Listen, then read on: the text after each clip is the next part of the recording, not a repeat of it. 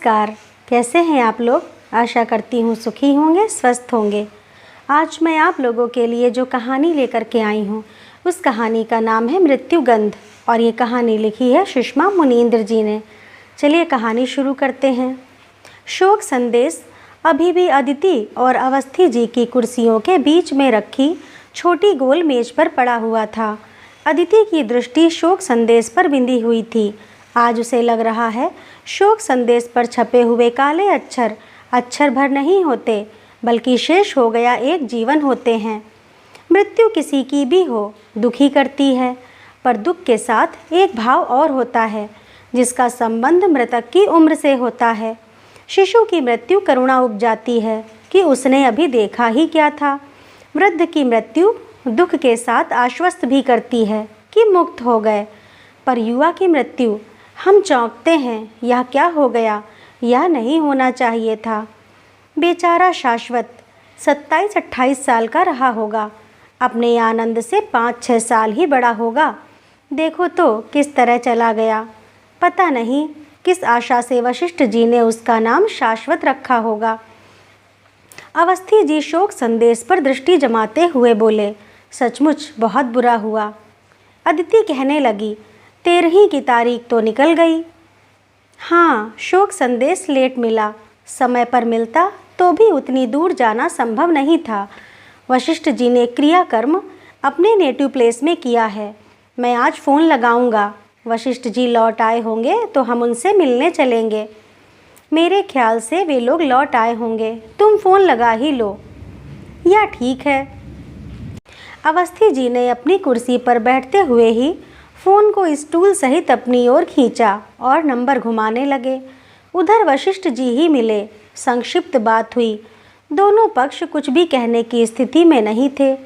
Awasthi ji receiver रखते हुए अदिति से बोले, वशिष्ठ जी आ गए हैं, दोपहर बाद चलते हैं। मैं फर्स्ट हाफ में ऑफिस का काम निपटा लूँगा, हम फिर रात तक लौट भी आएंगे। या ठीक है, हमें जाना चाहिए। शाश्वत 3 लड़कियों के बाद का था। निरूपा की पता नहीं क्या हालत हो रही होगी। वे तो माँ हैं, इतना बड़ा दुख उनके लिए असहनीय होगा। अब क्या कहें। निकलते निकलते देर हो गई।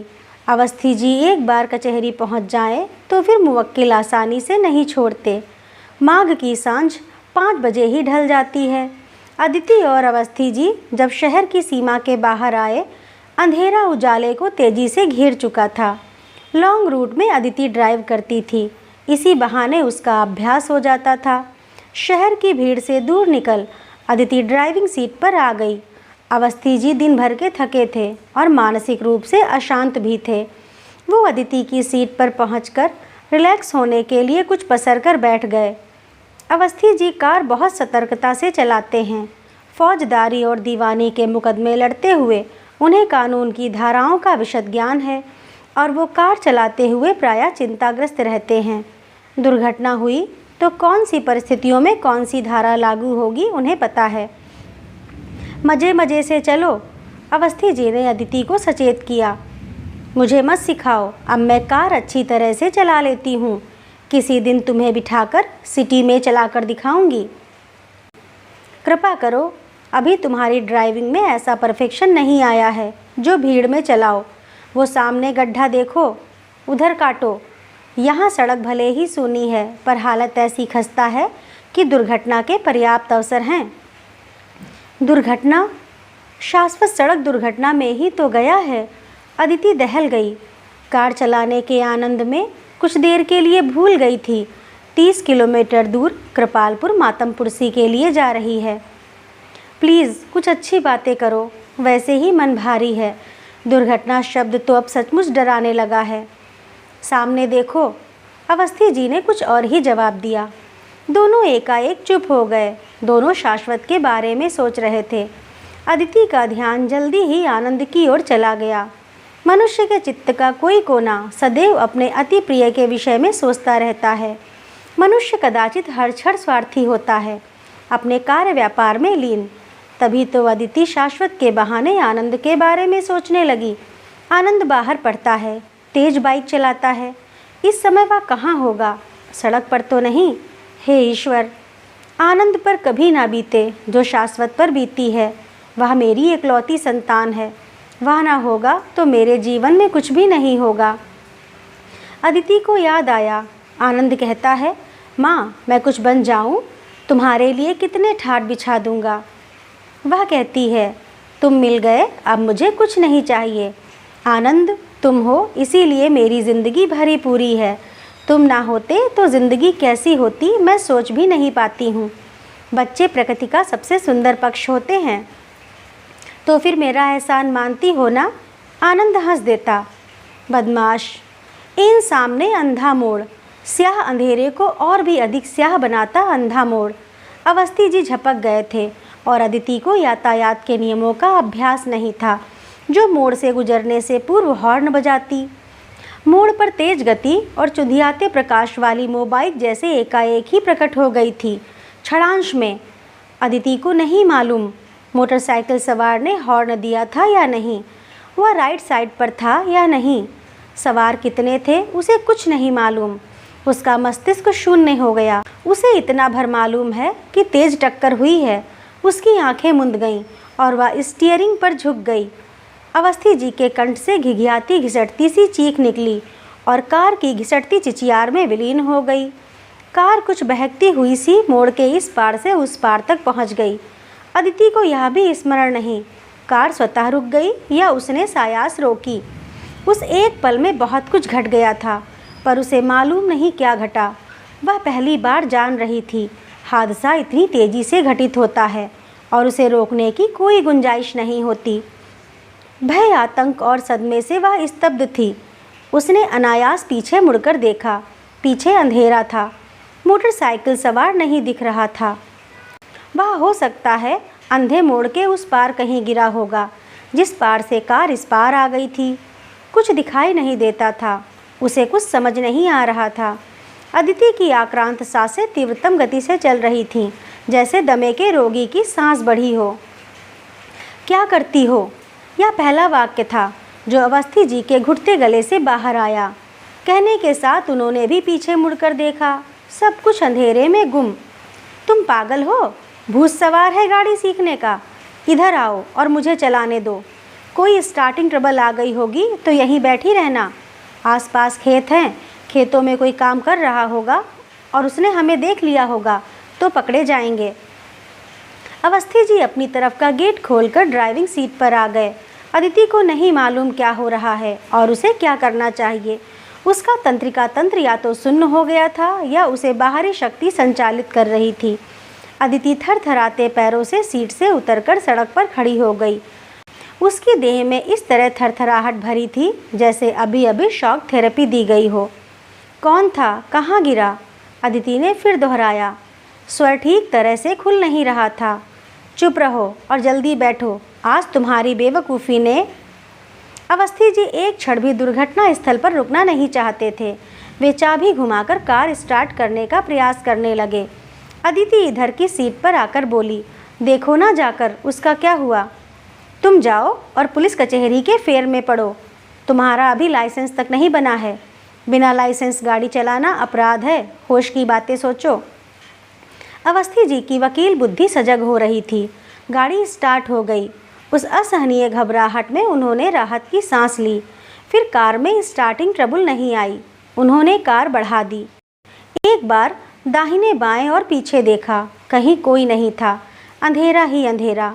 वे खुद को ढाढ़स देने लगे। उन्हें किसी ने नहीं देखा है। इस अंधेरे और शीत के कारण बढ़ गई गलन में खेतों में प्राण देने के लिए कोई नहीं बैठा होगा। उन्हें अंधेरा इस समय वरदान की भांति लग रहा था। अंधेरा ना होता तो ना जाने कितने अपराध रोज उजागर होते। वह कौन था? कहाँ गिरा? अदिति शायद अब जिंदगी भर यही दोहराती रहेगी। सदमे में तुम्हारा दिमाग तो खराब नहीं हो गया अदिति? एक ही बात रटे जा रही हो। अब अवस्थी जी की आवाज़ स्पष्ट रूप से खुली और वे डपटते हुए बोले, हमें उनकी मदद करनी चाहिए। ज़रूर मदद करें और वह होश में हो तो तुम्हें पहचान ले। कार तुम चला रही थी और तुम्हारे पास लाइसेंस नहीं है। इसका मतलब जानती हो तुम? Attempt to murder. Awasthi ji attempt to murder जैसा झूठ बोलकर अदिति को संभवतः भयभीत करना चाहते थे, ताकि वो चोटिल की सहायता करने का हठ ना करे। मर्डर, हे भगवान! अदिति भय से एकदम निरुपाय लगने लगी। वह असहनीय बेचैनी और घबराहट से त्रस्त थी। सुनो, मुझे कहीं नहीं जाना। मुझे पता नहीं कैसा लग रहा है। मैं परेशान हूँ और वहाँ एडजस्ट नहीं हो सकूँगी। घर वापस चलो। हम वशिष्ठ जी के यहाँ कल चले जाएंगे। मानो मेरी बात। अदिति, चुप रहोगी? मैं भी तुम्हारी तरह परेशान हूँ और तुम मेरी परेशानी बढ़ा रही हो। मुझे कुछ सोचने दो। हम उसी रास्ते पर वापस लौटें और पकड़े जाएं। आसपास खेत थे। हो सकता है कि खेतों में आदमी रहे हों। हो सकता है उन्होंने हमें देख लिया हो सकता है वे लोग इस वक्त मोटरसाइकिल वाले के पास हों और हमें और कार को पहचान लें। यह भी संभव है मोबाइल वाले को विशेष चोट न आई हो और वह चला गया हो और हम यहाँ परेशान हैं। तुम्हारा ये जो चेहरा पसीना पसीना हो रहा है, उसे संभालो। तुम्हारे चेहरे से लग रहा है तुमने कुछ गलत किया है। अवस्थी जी की वकील बुद्धि सभी बिंदुओं को खंगाल रही है। वे अदिति को सामान्य बनाने की कोशिश कर रहे थे और अदिति का भय बढ़ता जा रहा था। अवस्थी जी ने उसके चेहरे को लक्ष्य किया तो वह घबराहट से रुमाल से अपना चेहरा पोंछ रही थी। जैसे पोंछने मात्र से चेहरे के भाव मिट जाएंगे और चेहरा भयमुक्त स्वाभाविक लगने लगेगा। अदिति को अब भी विश्वास नहीं हो रहा था। दुर्घटना उससे हुई है।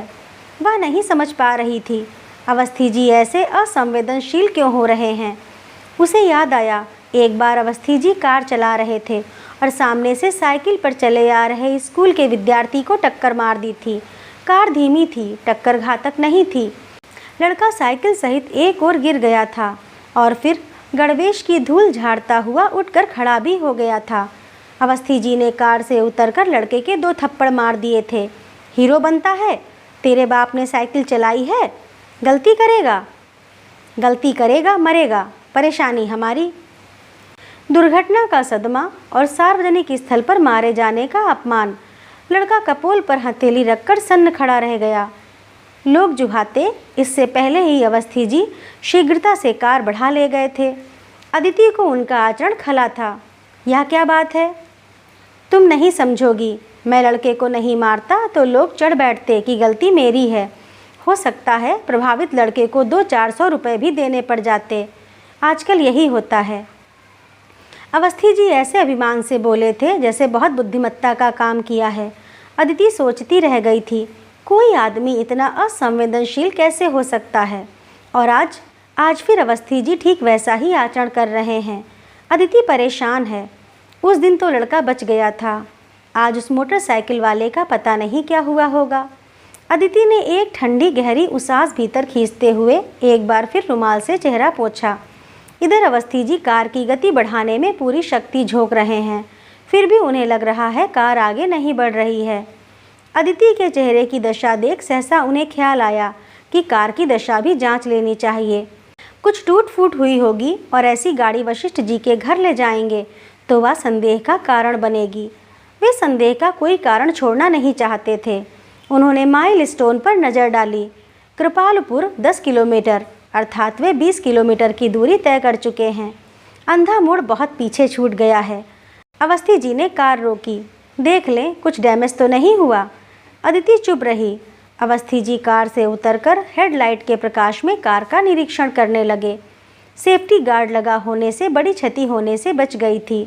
हेडलाइट के नीचे का पीला छोटा बल्ब फूट गया था और सामने का हिस्सा थोड़ा पिचक गया था। जितनी क्षति की आशंका थी उससे बहुत कम हुई थी। अवस्थी जी के लिए यह एक बड़ी राहत थी। वे पुनः आकर ड्राइविंग सीट पर बैठ गए। अदिति, कुछ खास डैमेज नहीं हुआ है। इसका मतलब है टक्कर बहुत तेज नहीं हुई होगी। मुझे लगता है मोटरसाइकिल वाले को झटका लगा होगा, वह बच गया होगा। कृपालपुर पहुंचकर अवस्थी जी ने वशिष्ठ जी के घर से कुछ फासले पर एक छतनार पेड़ के नीचे कार खड़ी की। यहाँ स्ट्रीट लाइट का प्रकाश भली प्रकार नहीं पहुँच रहा था और अपेक्षाकृत अंधेरा था। वे नहीं चाहते थे कि किसी की नज़र कार पर पड़े और वह कुछ सवाल करे। उनकी वकील बुद्धि कभी इस विलक्षण ढंग से चौकन्नी होगी उन्हें नहीं मालूम था। अदिति, प्लीज़ नॉर्मल हो जाओ, अवस्थी जी ने वशिष्ठ जी के गेट के भीतर प्रविष्ट होते हुए कहा। जवाब में अदिति ने फिर चेहरा पोंछा। वशिष्ठ जी का घर अप्रत्याशित रूप से शांत और करुण प्रतीत हो रहा था। अपने प्रिय की मौत से पदार्थ भी दरकता होगा, तभी तो मकान वीरान लगने लगते हैं। आज बाहर बगीचे की लाइट बुझी हुई थी। लाइट जलाने की किसी को भी सुध नहीं रही होगी। इस घर के लोगों को अपनी ही सुध नहीं होगी, लाइट जलाने की क्या कहें।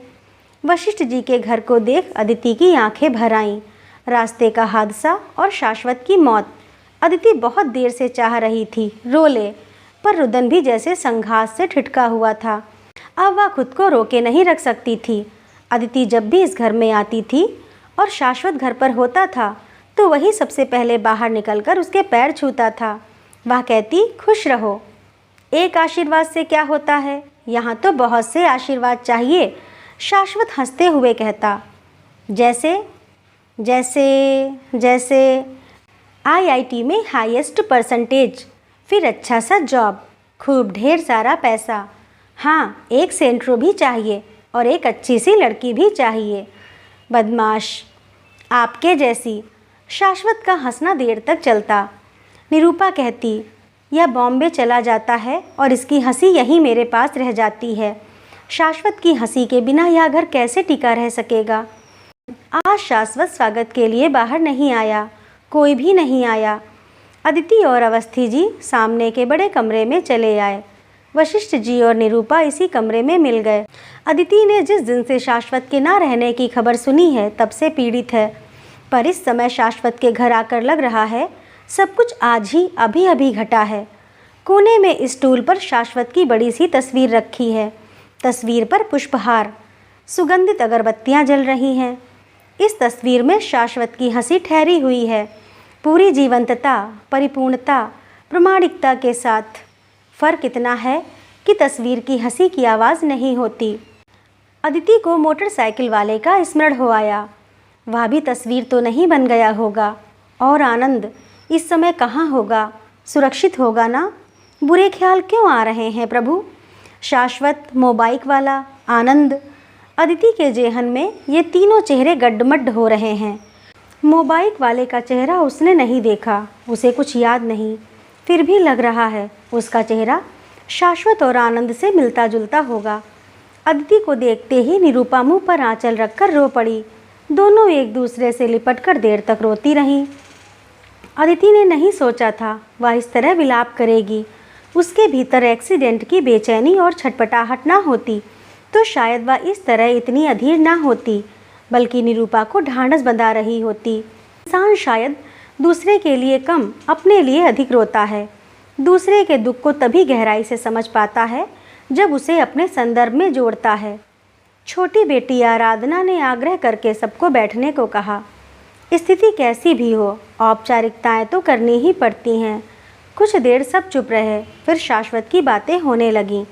आराधना ने शुरू की। शाश्वत की शादी तय थी इसी अप्रैल में, उसने ही लड़की पसंद की थी। अब तो सब खत्म। भगवान को यही मंजूर था। अदिति बोली, मेरा तो भगवान पर से विश्वास उठ गया। खूब की पूजा भक्ति, क्या मिला। निरूपा लंबी सांस लेकर बोली। अदिति को अभी लग रहा था कि शाश्वत मरा है, लेकिन यहाँ आकर जाना कि कई संबंध एक साथ मृत हो गए हैं। शाश्वत किसी का बेटा, किसी का भाई, किसी लड़की का भविष्य और किसी का दोस्त था। एक्सीडेंट करने वाले पकड़े नहीं गए। अदिति ने आराधना से पूछा। पता नहीं, वे अजीब लोग थे। कार से टक्कर हुई। शाश्वत मोबाइक पर था, गिरकर बेहोश हो गया। उन कार वालों ने ही उसे सबसे अच्छे अस्पताल में भर्ती कराया। इलाज के लिए एडवांस पैसा भी जमा किया। शाश्वत की डायरी से पापा का फ़ोन नंबर पता करके यहाँ इतनी दूर सूचना दी। शाश्वत को समय पर मेडिकल एड मिल गई थी, पर हमारे भाग्य फूटे थे। हेड इंजरी थी। आराधना बोली। सुनकर अदिति के मस्तिष्क की नसें झंझना गईं। सांस बैठने लगी। हृदय पहले से ही बोझिल था। उसने अनायास अवस्थी जी की ओर देखा। वे कनखियों से उसी को देख रहे थे। अदिति की इच्छा हुई तेज चीख मारकर अवस्थी जी को झिंझोर डाले। उसकी सहायता क्यों नहीं की। उसे मेडिकल एड भी मिलनी ही चाहिए थी। आनंद भी तो तेज बाइक चलाता है, कभी उसके साथ ये सब नहीं। शाश्वत, मोबाइक वाला, आनंद, उसे एक साथ ये सब क्यों याद आ रहे हैं। वह कुछ नहीं सोचना चाहती, इस वक्त कुछ भी नहीं। गहरी नींद में सो जाना चाहती है। वापसी के लिए अवस्थी जी ने दूसरा लंबा रास्ता चुना। वे कोई जोखिम लेने को तैयार नहीं थे। उन्हें बड़ा संतोष था कि वे वकील हैं, धाराएं जानते हैं और इतने बिंदुओं पर सोच पा रहे हैं। हो सकता है वह दुर्घटनाग्रस्त व्यक्ति वहीं पड़ा हो सकता है पुलिस उनकी कार पर संदेह करे, हो सकता है। उफ। वे दोनों रात 12 बजे के लगभग घर पहुँचे। शीतलहर का प्रकोप सर्वत्र व्याप्त था। उन दोनों के शरीर बर्फ से ठंडे हो रहे थे। अदिति को ध्यान आया, वह मोबाइल वाला वहीं खुले में पड़ा होगा। वह ठंड में, चिकित्सा के अभाव में कहीं। अदिति की थरथराहट घर की आरामदेह गर्माहट के बावजूद बनी हुई है। कोई फ़ोन तो नहीं आया था? बाहर से लौटकर अवस्थी जी का पहला प्रश्न यही होता है। अर्दली ने बताया, आनंद भैया का फ़ोन आया था, कह रहे थे उनके दोस्त पीताम्बर यहाँ आए हुए हैं तो उनके साथ कुछ खाने का सामान और पैसे भेज दें। आनंद का संदेश सुनकर अदिति की घुटन कुछ कम हुई। आनंद ठीक है ना? हाँ, कह रहे थे पीताम्बर के साथ साहब के लिए टाई भेजी है। ये लड़का भी। अवस्थी जी भावुक हो गए। बहुत याद आता है। पीताम्बर आनंद का रूम पार्टनर है। दोनों कंप्यूटर इंजीनियरिंग कर रहे हैं। पीताम्बर का परिवार यहाँ से 15 किलोमीटर दूर एक कस्बे दुर्जनपुर में रहता है। बहुत बड़ा संयुक्त परिवार है। दुर्जनपुर में उनका फार्म हाउस, पोल्ट्री फार्म, चूना भट्टे, ऑयल रिफाइनरी आदि है। रईस परिवार है। अदिति ने तय किया सुबह पीताम्बर को फ़ोन करके आनंद की कुशलक्षेम पूछेगी। रात पता नहीं कितनी बीत गई। अदिति और अवस्थी जी को नींद नहीं आ रही है। हृदय पर बोझ हो तो नींद नहीं आती। अवस्थी जी जैसे अपना बोझ और मालिन्य कम करने के लिए कहने लगे, आजकल के लड़के भी तो बेवकूफ़ होते हैं। जान हथेली पर लेकर चलते हैं। इतनी तेज़ गाड़ी चलाएंगे, मर्दानगी झाड़ेंगे और मरेंगे। अरे 5-10 मिनट देर से पहुंच जाओगे तो बहुत भारी नुकसान नहीं हो जाएगा। ये मर जाते हैं और माता पिता इनके नाम को रोते रहते हैं। मैं दावे के साथ कह सकता हूँ अदिति, वह मोबाइल वाला अंधाधुंध गति से गाड़ी चला रहा होगा। अरे धीमी गति से चलो, संभलने का मौका तो मिले। अवस्थी जी अदिति को दिलासा देना चाह रहे थे। अदिति चुप। कुछ बोलोगी? मैं भी कम अशांत नहीं हूँ। तुम्हारी कार सीखने की सनक ने आज ये दिन दिखाया। अवस्थी जी खींच गए। तुम अच्छी बात करो तो रात कटे। कैसी बातें? आनंद की। मेरा जी घबरा रहा है। सुबह अदिति ने पीताम्बर के घर फ़ोन किया। उधर से हलो के साथ सामूहिक रुदन का स्वर सुनाई दिया। अदिति विचलित हो गई। तो क्या यहाँ भी कुछ अशुभ घटा है? इन दिनों अशुभ ही सुनने को क्यों मिल रहा है? शायद इसी को कहा जाता है खराब समय चल रहा है। अदिति ने अपनी विचलन को साधते हुए उधर से आ रहे स्वर को पकड़ा। आनंद की मदर बोल रही हूँ। मैं पीताम्बर का चाचा। पीताम्बर कल शाम बाइक पर आपके घर के लिए निकला था। रास्ते में एक्सीडेंट हो गया। वह अब नहीं है। समय पर मेडिकल एड मिल जाती तो शायद। अभी पोस्टमार्टम रिपोर्ट नहीं मिली है। बॉडी वहीं जिला अस्पताल में है। अदिति ने कितना सुना कितना नहीं उसे ज्ञात नहीं। कुल मिलाकर आशय समझ में आया कि पीताम्बर अब इस दुनिया में नहीं है और मोबाइल वाला सवार पीताम्बर था। पीताम्बर, आनंद का सबसे अच्छा दोस्त पीताम्बर, अपने संयुक्त परिवार का सबसे बड़ा बेटा, उसकी लापरवाही से इस तरह चल बसा। हे भगवान, यह कैसी सुबह है? यह क्या हो रहा है? अदिति को लगा वह पागल हो जाएगी, मूर्छित हो जाएगी। मनुष्य सोचता है बस यही वह क्षण है जब वह चेतना खो देगा, और वह पाता है क्षण गुजर गया और चेतना बनी हुई है। कहाँ मिलती है यह मजबूती, यह दृढ़ता? सब कुछ सुनकर अदिति की चेतना लुप्त नहीं हुई बल्कि चीख निकल गई। अवस्थी जी अभी कचहरी नहीं गए थे। लॉन की धूप में बैठकर किसी मुवक्किल की फाइल देख रहे थे। अदिति की डरावनी चीख सुनकर भीतर की ओर झपटे। कहीं आनंद को तो कुछ। मनुष्य अपने आप से नहीं छूट पाता किसी भी क्षण। अवस्थी जी बरामदा फिर छोटा गलियारा पार करके अदिति के पास आए। क्या हुआ? अदिति के चेहरे पर राख पुती हुई थी। वह मोबाइल वाला लड़का पीताम्बर था, हमसे मिलने आ रहा था। नो मोर। तुम होश में तो हो? उन्होंने अदिति का चेहरा थपथपाया। अब चुप रहो, चुप। कल शाम क्या हुआ हम नहीं जानते, अवस्थी जी ने लगभग फुसफुसाते हुए कहा। क्यों हो गया यह सब? चुप, कोई बाहर बैठा है मेरे पास, हम कुछ कर सकते थे। चुप। अदिति की आंखें वेग से भर आईं, टप टप आंसू चूने लगे। वह खूब जोर से रो लेना चाहती है। रोना इस समय उसकी ज़रूरत है, वरना भीतर का भारीपन उसके प्राण ले लेगा। अवस्थी जी पत्नी को हिचकते सिसकते हुए देखते रहे। वे स्वयं भी पछाड़ सा खा रहे थे। उन्हें भी पीताम्बर की मौत का जबरदस्त आघात लगा। अदिति की चीख सुनकर मुवक्किल बरामदे में आ गया। उसने वहीं से पुकारा, क्या हुआ साहब, बच्चा तो ठीक है? उसे मालूम है आनंद बाहर पढ़ता है। अवस्थी जी बरामदे की ओर पलटे। आनंद ठीक है, उसका दोस्त है पीताम्बर, आजकल यहाँ आया हुआ है, कल एक्सीडेंट में चल बसा। अवस्थी जी का स्वर प्रतिक्षण डूबता जा रहा है। शिव शिव, देखिए तो मौत उसे कहाँ से कहाँ खींच लाई, वरना यहाँ नहीं आता। जन्म और मृत्यु के समय को कोई टाल नहीं सकता साहब, जिस स्थान पर होना है होता है, जन्मने और मरने को कोई नहीं रोक सकता। अवस्थी जी ने माथे पर लाल चंदन का गोल टीका लगाए हुए गर्दन तक लंबे झल्ले केशों वाले मुवक्किल को बड़ी आस्था से देखा। यह ठीक कह रहा है, जन्म और मरण के समय को कोई नहीं टाल सकता। मनुष्य कारण बनता है, कर्ता ईश्वर है। पीताम्बर की मृत्यु के लिए वही क्षण निर्धारित था। मुवक्किल फिर जल्दी ही चला गया। अवस्थी जी उसे विदा कर अंदर आए। अदिति बिछावन पर ढेर पड़ी थी। उसे महसूस हो रहा था उसके भीतर मृत्यु गंध तेजी से भरती जा रही है और सांस लेना दूभर हो रहा है। अब शायद यह मृत्यु गंध उसकी आत्मा को जीवन भर विषाक्त करती रहेगी। वह अदिति के समीप बैठ गए, आंखों के ऊपर से उसकी बाँह हटाई, देखा आंसुओं का सैलाब आया हुआ है। अब ये गड़बड़ करेगी। अपराधी कई बार अपनी हड़बड़ाहट, घबराहट और बेवकूफ़ी के कारण पकड़ा जाता है। वे उसे समझाने लगे, अदिति बात सुनो, खुद को संभालो।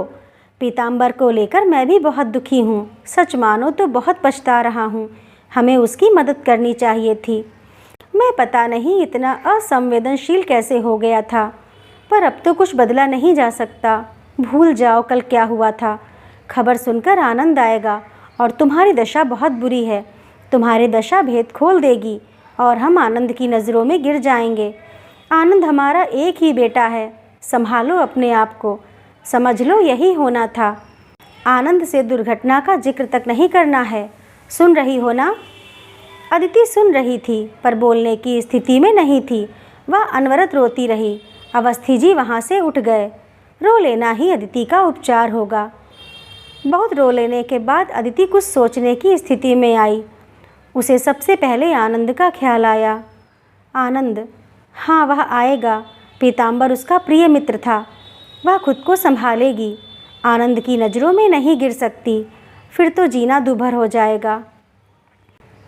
पीताम्बर के घर का दृश्य बड़ा करुण था। शव यात्रा की तैयारी चल रही थी। बड़े बड़े टाकों से पीताम्बर की देह सिली हुई थी। मरने के बाद भी दुर्गति हुई।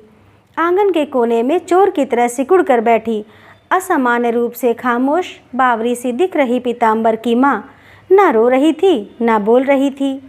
निसहायता, निरुपायता की पराकाष्ठा। हवा में फुसफुसाहटें टंगी हुई थीं। पोस्टमार्टम रिपोर्ट में मृत्यु का कारण अधिक रक्तस्राव और गलन बताया गया है। मृत्यु 11 के आसपास हुई है। एक्सीडेंट करने वाले अस्पताल पहुंचा देते तो बच जाता। लोग कितने क्रूर और खुदगर्ज होते जा रहे हैं। शिव शिव, हे नारायण। फुसफुसाहटें सुनकर बजबजाती अदिति के फेफड़े फटने लगे। अर्थात पीताम्बर को बचाया जा सकता था, कोशिश की जा सकती थी। संतोष रहता, गलती हुई पर उसे बचा भी लिया। हे भगवान, ये क्या हो गया? क्या मैं डरकर निष्क्रिय बैठी रही? मैंने उसकी मदद करने का हठ क्यों नहीं किया? और अवस्थी जी कुछ सुनने को तैयार नहीं थे। यही आनंद के साथ हो और कोई मदद ना करे तो अदिति इसके आगे नहीं सोच पाई। उसने अपनी तप्त झंझना रही कनपटियाँ थाम ली। वह जकड़न सी महसूस कर रही थी। शिथिलता उसके अवयवों में छाती जा रही थी। अदिति के भीतर रुलाई भंवर की तरह उमड़ने घुमड़ने लगी। रात 9:30 के लगभग आनंद का फ़ोन फिर आया। अदिति को आनंद के फ़ोन की बहुत प्रतीक्षा रहती है। और हेलो, आनंद जो अपने विशेष अंदाज में बोलता है। सुनते ही अदिति स्फूर्त हो उठती है। आज वह आनंद का स्वर सुनकर शिथिल पड़ गई। आनंद से क्या कहे? माँ, मैंने कल फ़ोन लगाया था, तुम नहीं मिली, बहुत घूमती हो ना। अच्छा बताओ, पीताम्बर मिलने आया? पापा को टाई पसंद आई? लेटेस्ट है? कहना अपनी आदिम युग की टाई को अब रेस्ट दें। क्या बनाकर भेजोगी? खूब सारी चीज़ें, कुछ पैसे भी। अदिति को नहीं सूझ पड़ा क्या कहे। हाँ हूँ कहती रही। यही होता है, आनंद बहुत सी बातें एक साथ कहने लगता है और उसे हुंकारी भरने का भी मौका नहीं देता। पर आज तो सचमुच अदिति के पास कहने को कुछ नहीं था। क्या बात है माँ, बोल नहीं रही हो? कुछ प्रॉब्लम है? आनंद पूछ रहा था। आनंद, पीताम्बर रोड एक्सीडेंट में कल रात। क्या हुआ उसे? अदिति समझ रही थी आनंद इसी तरह चीखेगा। वह नहीं रहा। माँ प्लीज़। वह नहीं रहा। माँ, मैं क्या करूँ? आनंद का चहकता स्वर चीख में बदला, फिर मंद पड़ गया। होनी को कोई भी नहीं टाल सकता बेटे। मैं और तुम्हारे पिता पीताम्बर के घर गए थे। ओ माँ, ये तुमने अच्छा किया। तुम कल भी उसके घर चली जाना मेरी खातिर। पापा को समय ना होगा, पर तुम तो कार चला लेती हो ना। पीताम्बर की माँ को मेंटल सपोर्ट मिलेगा। मैं कल ही क्षिप्रा एक्सप्रेस से चल पड़ूंगा। रिजर्वेशन? तुम क्या सोचती हो, ऐसे समय में मुझे रिजर्वेशन का इंतज़ार करना चाहिए? अब अदिति को आनंद का सामना करना है। खुद का सामना करने की ताब नहीं, आनंद का सामना कैसे करेगी? अदिति को आज रात नींद नहीं आई। सुबह दैनिक के अंतिम पृष्ठ पर पीताम्बर की दुर्घटना का समाचार सचित्र छपा था। घटना स्थल पर औंधा पड़ा पीताम्बर। मोटरसाइकिल और चित्र के ऊपरी दाहिने कोने में इंसेट में उसकी छोटी सी तस्वीर। अंधे मोड़ सड़क की जर्जर दशा ने एक बलि और ली। एक्सीडेंट करने वाले अब पकड़े नहीं जा सके। इसे पुलिस और प्रशासन की कमी ही कहा जा रहा है। मृतक की मृत्यु का कारण अधिक रक्तस्राव और शीतलहर का प्रभाव बताया गया। समय पर चिकित्सा सुविधा दिलाई जाती तो शायद किसी घर का चिराग असमय ना बुझता। समाचार आगे भी था, पर अदिति की दृष्टि स्थिर नहीं रह पा रही है। उसके हाथों में अखबार कांप रहा है। दुर्घटना, हत्या और बलात्कार की एक न एक खबर इस अंतिम पृष्ठ पर रहती है। अदिति उन्हें पढ़ती है और चौंकती तक नहीं थी। मनुष्य इतना असंवेदनशील और साहसी हो गया है कि कुछ भी असामान्य अब उसे चौंकाता नहीं। अब पीताम्बर की खबर पढ़कर वह समझ पा रही है, इन खबरों में हाहाकार और त्रास छिपा होता है। कितनी मारक और जानलेवा होती हैं ऐसी खबरें। ये देखो, अदिति ने पीताम्बर की तस्वीर पर उंगली रखी। अवस्थी जी उस बीच के पृष्ठ का संपादकीय पढ़ रहे थे। अखबार को ये दोनों इसी तरह बांटकर एक साथ पढ़ते थे। ओह, उन्होंने चश्मा उतारकर हाथ में ले लिया। सचमुच बहुत बुरा हुआ। बहुत खूबसूरत और होनहार बच्चा था। अवस्थी जी के मुंह से सर्द आह निकली। दुख उन्हें फेंट रहा था। अपराध बोध वार कर रहा है। आत्मग्लानि हो रही है। कुछ कर सकते थे, अब कुछ नहीं कर सकते। ये क्या हो गया? अदिति अब जिंदगी भर शायद यही एक वाक्य दोहराती रहेगी। अवस्थी जी ने अदिति के चेहरे को लक्ष्य किया। आंखों के नीचे कालिमा, आंखें लाल सूजी हुई और चेहरा रुग्ण था। अदिति, अपने आप को संभालो, तुम बीमार लग रही हो। आनंद आज शाम की ट्रेन से चलकर कल सुबह 10-11 बजे तक पहुंच जाएगा। वह तुम्हें इस तरह देखेगा तो क्या कहेगा? जानती हो कितना भावुक लड़का है। क्या हम चाहते थे ऐसा हो जाए? पीताम्बर के साथ क्या, किसी के भी साथ नहीं। हमने सहायता नहीं की, हमसे गलती हुई, पर अब तो कुछ नहीं किया जा सकता ना। हम किसी का बुरा तो चाहते नहीं हैं, बस बुरा हो गया। क्षिप्रा एक्सप्रेस 2 घंटे विलंब से पहुंची। आनंद 12:30 बजे दोपहर घर पहुंचा। उसका मित्र नीलेश, जो उसके साथ आया था, उसे घर तक पहुंचाने आया। नीलेश का घर इसी शहर में है। स्कूलिंग यहीं से की है पीताम्बर, नीलेश और आनंद ने। आनंद किसी असाध्य रोग का रोगी प्रतीत हो रहा था। 2 दिन से शेव नहीं की थी, नहाया नहीं था, खाया भी नहीं था। बहुत रोने से ज्वर चढ़ाया था। पुत्र की दशा देख अदिति का जी बैठने लगा। कितना कमज़ोर हो गया है, कितना निर्बल, कितना दुर्बल, टूटा हुआ, निराश, छीड़। यद्यपि आनंद जब भी आता है तो अदिति को दुबला ही लगता है। वह परेशान हो जाती है। आनंद, कितने दुबले हो गए हो, ठीक से खाते नहीं हो क्या? जानती हो माँ, मेस का खाना। अब तुम खूब खिलाओ पिलाओ तो मेरी रिकवरी हो। आनंद हंसता, और आज तो आनंद ऐसा छीण लग रहा था कि अदिति का जी बैठने लगा। ये क्या हाल बना रखा है आनंद? अदिति जैसे तैसे पूछ सकी। आंटी, इसे तेज बुखार है, डॉक्टर को दिखाइए। पीताम्बर की डेथ से यह पागल हुआ जा रहा है। इतना समझाया, कुछ समझता नहीं। रिजर्वेशन जल्दी में नहीं मिला, भीड़ बहुत थी, बैठने की भी ठीक से जगह नहीं मिली। यह रात भर का जगह है। नीलेश ने हाल कहा। घर में चहकते हुए प्रवेश करने वाला आनंद आज दुख से लस्त-पस्त है। वह कुर्सी की पुष्ट से पीठ टिकाकर निढाल हो गया। ये क्या हो गया माँ? आनंद की दशा देख अदिति को लगा वह चीख मारकर रो देगी। आनंद शिथिल आंखें मूंदे बैठा है। उसकी पूरी देह लहक रही थी। वह असहनीय पीड़ा और छटपटाहट से भरा हुआ था। बेटा, तुम लेट जाओ तो आराम मिले, अदिति कहने लगी। आनंद ने आंखें मूंदे हुए ही नकार में सिर हिला दिया। एक्सीडेंट करने वाले पकड़े नहीं गए? नीलेश पूछ रहा है। इस प्रश्न के लिए अदिति प्रस्तुत नहीं थी। इस प्रश्न का उत्तर उसे मालूम है, पर दे नहीं सकती। मैं उन्हें पा जाऊं तो तड़पा तड़पा कर मारूं। आनंद ने आंखें खोली। उसकी आंखें आक्रोश और ताप से जल रही थीं। उन आंखों का आक्रोश और घृणा देखकर अदिति दहल गई। नीलेश कहने लगा, यही तो हो नहीं पाता। किसी की जान चली जाती है और जान लेने वाले छुट्टे घूमते रहते हैं। पर तुम खुद को संभालो आनंद। इस तरह पीताम्बर तो वापस नहीं आ सकता ना। मैं चलता हूँ, फिर पीताम्बर के घर भी जाना है। मुझे भी ले लेना, आनंद बोला। कैसे जाओगे? तुम्हें तेज बुखार है। नीलेश से पहले अदिति बोल पड़ी। मैं जाऊँगा। नीलेश, प्लीज़ मुझे ले लेना। मैं बीमार हूँ, कार चलाना नहीं जानता, वरना मैं खुद चला जाता। प्लीज़। कार।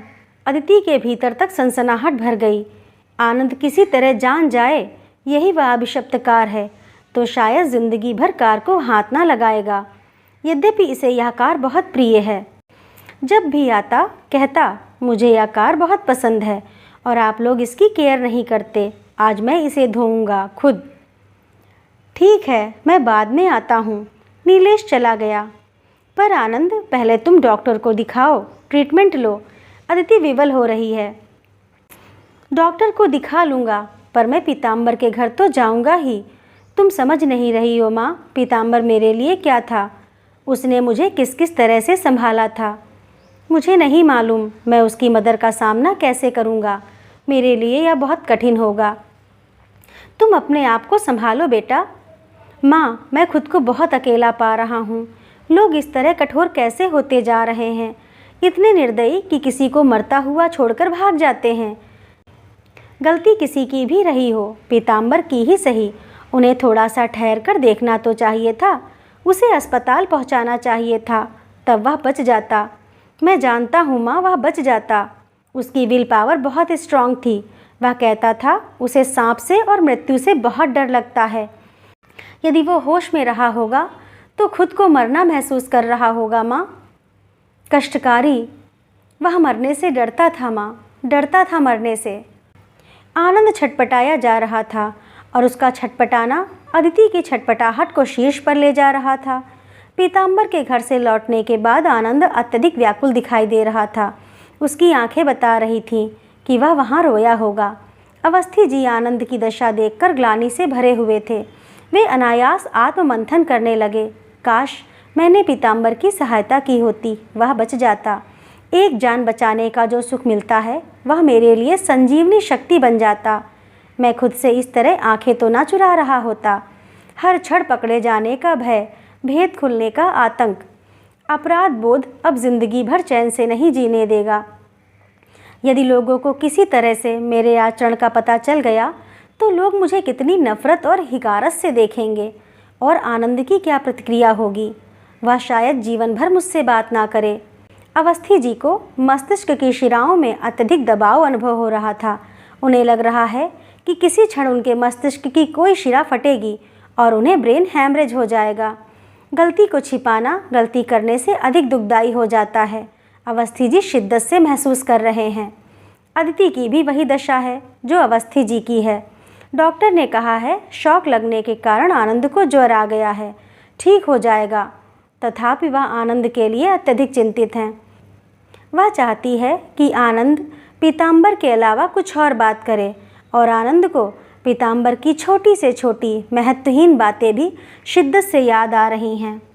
पीताम्बर बहुत सेंटिमेंटल लड़का था माँ, मैं शायद तुम्हें पहले भी बता चुका हूँ। एक बार हम 3 लड़के मोबाइल से कहीं जा रहे थे। सदानंद चला रहा था। गली के मोड़ पर एक पैदल चले आ रहे आदमी से मोबाइल टकरा गई। टक्कर हल्की सी थी क्योंकि आदमी गिरने के तुरंत बाद उठ गया था। पीताम्बर मोबाइल से उतरकर उस आदमी के पास खड़ा हो गया और मैं व सदानंद डर के मारे मोबाइल भगा ले गए। उस आदमी ने पीताम्बर को पकड़ लिया और उसके सारे पैसे छीन लिए। छात्रावास आकर पीताम्बर बोला, मेरे 120 रुपये भले ही चले गए हों, पर मेरे दिल पर कोई बोझ नहीं है और तुम दोनों बेचैन दिख रहे हो। मैं और सदानंद सचमुच बहुत परेशान थे माँ। वह इतना सहिष्णु था, सबकी मदद करता था और उसकी मदद किसी ने नहीं की। माँ ऐसा क्यों हुआ? क्या कहूँ बेटा, किसी जन्म के कर्मों की सज़ा आदमी किस जन्म में भोगता है कौन जाने। अदिति को आनंद की बातें आतंकित कर रही हैं। वह बहुत छीड़ स्वर में बोली, पिछले जन्मों का पता नहीं, पर इस जन्म में पीताम्बर ने कोई पाप कर्म नहीं किया। आनंद अदिति को एकटक देख रहा था। अदिति ने चेहरा दूसरी ओर घुमा लिया। लगा आनंद की शांत और शिथिल दृष्टि उससे सवाल कर रही है। इंसान अपने भीतर के इंसान से बच सकता है। वह दृष्टि फेरे हुए ही बोली, इतना मत सोचो आनंद, तुम पहले ही बीमार हो। मेरे सोचने पर मेरा वश नहीं है माँ। पीताम्बर के घर का हाहाकार मुझसे देखा नहीं गया। वे लोग सह कैसे रहे हैं, ताज्जुब है। और फिर क्या मैं ही परेशान हूँ? तुम अपना चेहरा देखो, तुम कितनी परेशान हो, पापा कितने परेशान हैं। पीताम्बर की चाची बता रही थी, तुम बहुत संवेदनशील हो, तुम वहाँ बहुत रो रही थी। तो माँ, मेरा तो वह सबसे अच्छा दोस्त था, उसके साथ रहने की मेरी आदत थी। अब मैं उस रूम में कैसे रहूँगा? सच कहूँ तो पीताम्बर के मरने से अधिक दुख मुझे इस बात का है कि वह किन परिस्थितियों में मरा, कितनी असहायता में मरा। उसे सहायता नहीं मिली, वह बच जाता। आनंद, तुम अपनी तबीयत बिगाड़ लोगे। पीताम्बर के इस तरह जाने का मुझे सचमुच दुख है, बल्कि कहो सदमा लगा है, सहना पड़ता है।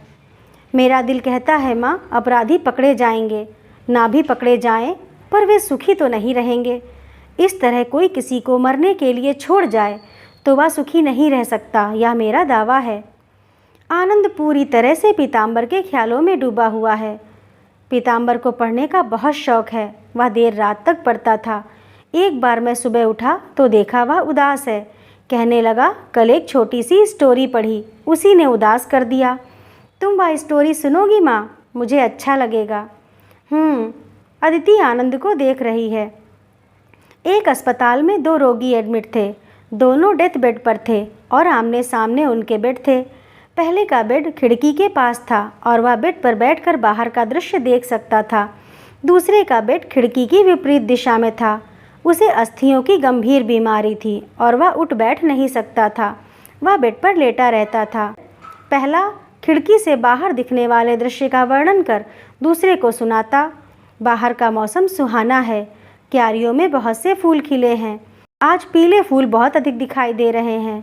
घास बहुत हरी और मुलायम है। आसमान उजला है। चिड़िया चहक रही हैं। बच्चे स्कूल जा रहे हैं। चारों ओर जीवन है। यह सुनकर दूसरा उत्प्रेरित होता था। वह सोचता, उसका जीवन अभी खत्म नहीं हुआ है, वह एक दिन ठीक हो जाएगा और जिएगा। एक दिन दूसरे ने देखा, पहला रात के किसी प्रहर में मर गया और उसका शव बेड पर पड़ा है। नर्स आई और उसकी बॉडी हटवाने के प्रबंध में लग गई। दूसरा बहुत दुखी था। अब उसे उन दृश्यों का वर्णन करके कौन सुनाएगा जो उसमें जीवन के प्रति विश्वास को जगाते थे। वह दुखी भाव से नर्स से बोला, सिस्टर, मुझे खिड़की के पास वाले बेड पर शिफ्ट कर दीजिए। नर्स ने वैसा ही किया। दूसरा अब तक कुछ स्वस्थ हो गया था और कुछ देर के लिए बैठ सकता था। उसने बेड पर बैठकर खिड़की के बाहर का दृश्य देखा। वहाँ एक काली भद्दी सी दीवार थी और कुछ नहीं था। उसने नर्स से कहा, सिस्टर, खिड़की के बाहर बगीचा हुआ करता था, फूलों से लदी क्यारियाँ हुआ करती थीं। नर्स बोली, यहाँ कोई बगीचा नहीं था, पर इस बेड का मरीज बगीचे का वर्णन कर मुझे सुनाता था। असंभव, वह तो अंधा था। नर्स जोर देकर बोली, वह तुम्हारी विल पावर को बनाए रखना चाहता था, तुम्हें हताशा से बचाना चाहता था। आनंद सहसा चुप हो गया। अदिति को लगा, आज इस क्षण सब कुछ थम गया है, सब कुछ गतिहीन हो गया है। आनंद अदिति को ये कहानी पहले कभी सुनाता तब वह चमत्कृत होकर कहती, बहुत इमोशनल स्टोरी है। आज नहीं कह सकी, अब सब कुछ बदल गया है। इस दुर्घटना ने सब कुछ बदल दिया है। भाव, संबंध, शब्द, अर्थ, मना, स्थिति। अदिति को आनंद भी बदला हुआ नजर आ रहा है, आनंद का प्रयोजन भी। आनंद ने ये कहानी किस संदर्भ में सुनाई? मुझे तो लक्ष्य नहीं कर रहा है, इसे कुछ भान तो नहीं हो गया? अदिति को लगा, उसके भीतर जो थरथराहट भरी हुई है वह कभी नहीं थमेगी। उसके भीतर का चोर पंजे खोल रहा है। उसे एकाएक आनंद से डर लगने लगा है। अदिति को आश्चर्यजनक रूप से चुप और मलिन देखकर आनंद को अपनी गलती का एहसास हुआ। सॉरी माँ, यह स्टोरी सुनाने का शायद सही टाइम नहीं था। तुम पहले ही परेशान हो और मैंने और दुखी कर दिया। चौंक गई अदिति। नहीं नहीं आनंद बेटा, मैं ठीक हूँ, बस तुम अच्छे हो जाओ। मैं ठीक हूँ माँ, मुझे तो वे एक्सीडेंट करने वाले परेशान किए हुए हैं। हम लोग इन कहानियों से कब सीखेंगे? एक मरणासन्न व्यक्ति दूसरे मरणासन्न व्यक्ति की चिंता कर रहा है। खुद मौत के द्वार पर खड़ा था, फिर भी कुछ अच्छी बातें कर दूसरे का हौसला बनाए रखना चाहता था दूसरा जितने दिन जिए आशा और उत्साह के साथ जिए, और यहाँ लोग किसी को चोटिल करके उसे मरने के लिए छोड़कर भाग जाते हैं। लोग काट होते जा रहे हैं और एक दिन सब कुछ खत्म हो जाएगा। जब संवेदनाएं मरने लगती हैं तो दुनिया कायम नहीं रह सकती। आनंद की आंखें जल रही हैं। उसने आंखें मूंद लीं, जैसे इस दुनिया को देखना नहीं चाहता।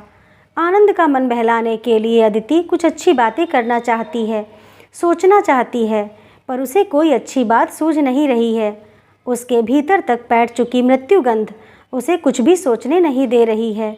अब शायद वह कभी भी कोई अच्छी बात नहीं सोच पाए। दोस्तों, ये सच है, कई बार लोग ऐसा करते हैं कि एक्सीडेंट होता है और घायल व्यक्ति को वहीं छोड़कर भाग जाते हैं।